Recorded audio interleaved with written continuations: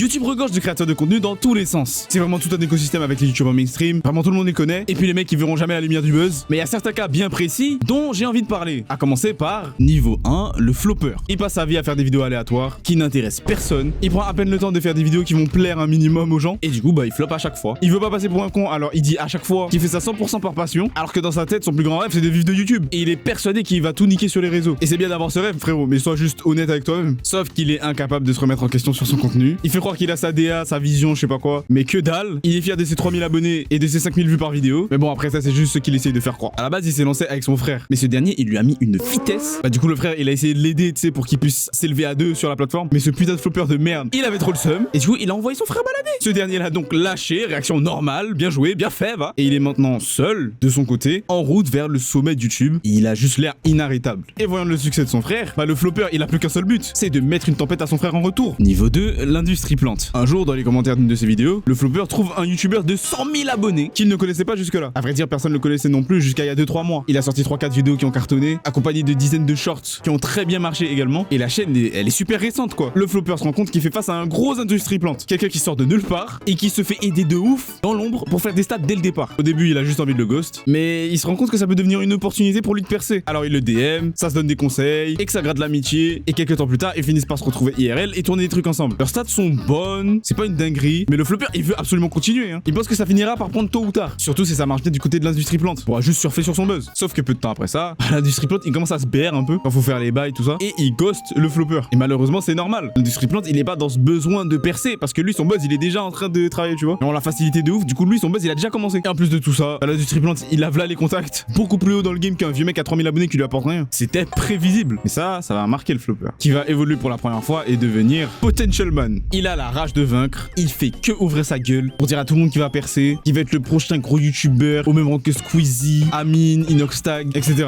Alors ça hype sa petite fanbase là, il encourage parce qu'en vrai, il n'est pas à zéro niveau potentiel, juste il ne sait pas comment l'exploiter et il en fait beaucoup trop. Mais pour le coup, c'est quoi sa stratégie pour en arriver là? Parce que s'élever aussi haut sur YouTube, ça demande quand même de ramener quelque chose qui n'est pas encore exploité. Alors qu'est-ce qu'il fait? Eh bah il fait des concepts de gros youtubeurs. Logique. S'il veut être comme eux, bah il a qu'à faire exactement ce qu'ils font. Et là les gens comprendront que c'est lui la vraie patate. Il ramène 3 de ses potes pour faire un concept. Ça s'appelle Qui sera le plus bruyant? Et il passe 2 heures à faire le plus de bruit possible et celui qui en fait le moins, bah il a un gage ou une connerie du genre. Mais bon, le tournage se passe bien, il se donne à fond sur le montage, il demande à un graphiste Twitter de lui faire sa minia et au final, la vidéo sort et elle fait quelques milliers de vues, en plus que ce qu'il fait d'habitude. Sauf que lui, il voulait un buzz, pas juste des vues en plus. Alors ça le dégoûte. Il prend une pause sur YouTube et il décide de se lancer sur Twitch. Notre Potential Man évolue en clip farmer. Il avait déjà observé que récemment, les nouveaux mecs qui passaient sur YouTube, bah c'était des mecs qui venaient de Twitch. Et bah du coup, il a décidé que ça va être son cas aussi, voilà, et quoi. Donc il commence avec genre 3 viewers par stream, il fait des clips moyennement drôles, il les poste sur TikTok, Insta, mais évidemment, ça ne prend pas. Et il y a quand même un truc qu'il trouve étrange, c'est que quand il regarde les clip farmers comme lui, bah il se trouve aussi drôle, voire beaucoup plus drôle que ces mecs-là. Alors qu'est-ce qui ne marche pas? Et bah ça, il en aura pas la réponse avant un moment. Du coup, il continue de faire des streams au hasard sur des jeux de merde où il fait du vieux clip farm qui flop sur TikTok, jusqu'au moment où il décide d'étudier qu'est-ce qui marche sur TikTok avec les streamers, tout ça. Et là, il a une idée de concept tout con. Il va faire des radios libres Discord où n'importe qui pourra venir parler de leurs pires anecdotes. Et dès que quelqu'un dit une dinguerie, il en fait un clip. Et ça marche exactement comme ce qu'il avait prévu. Les vues sur TikTok, elles décollent enfin. Il ouvre une chaîne live où il poste tous les jours des rediffs de ses streams. Le nombre de viewers augmente en même temps que le nombre de membres de son Discord. Et ça commence à ressembler à un vrai buzz. Mais sans qu'il s'en rende compte, l'image qu'il est en train de se créer, elle est répugnante. Dans tous ces streams maintenant, ça parle de BRH24. T'as des mecs qui viennent sur les lives et qui blasphèment alors qu'ils sont eux-mêmes religieux. C'est juste de la débauche pro max. Mais comme c'est drôle et que ça fait des stats, bah on dit rien. Sauf qu'un soir après un stream, le clip farmer reçoit un DM. C'est son frère. Depuis qu'il se parle plus, bah lui il a réussi et il va bientôt atteindre le 1 million d'abonnés. Il fait souvent des feats avec des gros youtubeurs et des collabs avec des grosses marques. Tout le monde le kiffe. Et comme coup de massue final, le message dit: regarde-toi.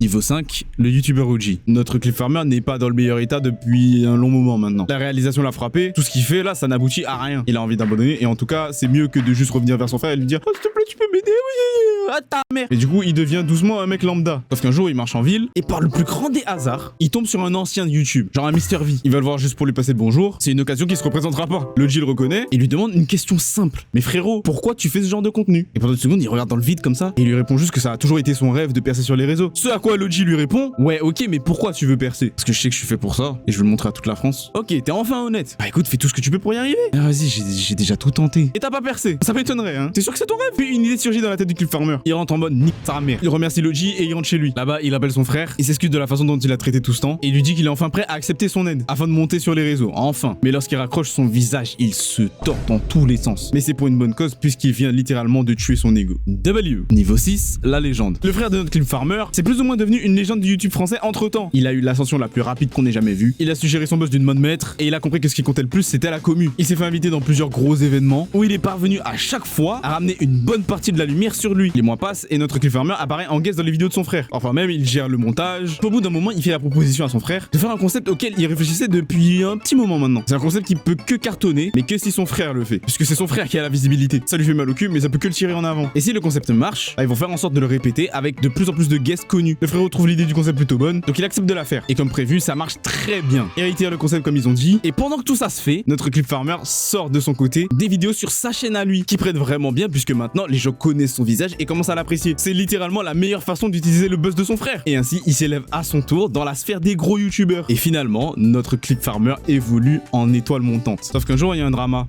Le frère de notre étoile montante là, depuis tout ce temps, en fait, il parlait à des mineurs. C'est une fin de carrière. Niveau 7, le downfall. Au début, notre étoile montante est qu'il s'en prend plein la gueule. C'est une vraie collatérale, mais il publie un big message, un big pavé sur les réseaux pour faire comprendre qu'il se détache complètement de son frère, qu'il ne soutient absolument pas les actions et qu'il était même pas au courant de ça, ce qui est vrai. Et c'est exactement ce dont les gens se rendent compte quand ils essayent de le débunk. Ce qui fait qu'au final, la situation s'apaise, même s'il y a des mecs qui restent perplexes. Ça a fait un peu mal, mais il a coupé les ponts avec son frère, du coup. Lui qui a tout perdu, il a complètement disparu des réseaux et carrément, il y a même eu des tensions entre les deux. Le frère, il avait trop le seum de tout perdre comme ça et de se faire jeter pendant que la petite merde qui l'a aidé à monter reprenait tout ce qu'il avait construit. Bah écoute frérot, tu touches des petits, tu voulais que ça finisse comment? Allez casse-toi pétasse. Et l'étoile montante atteint son niveau final de youtubeur mainstream. Il continue les vidéos maintenant qu'il est bien en place. Il a appris de ses erreurs. Il fait des feats avec des anciens et des nouveaux influenceurs. Et niveau tal, oh là là, c'est la liberté financière pro max. Enfin bref, il a gagné le jeu parce qu'il a rien lâché et parce qu'il a décidé de mettre son ego de côté. Et là la logique c'est que rien ne peut venir atténuer sa carrière. Pas vrai. Ce bouffon, il a sorti un album, il sait même pas chanter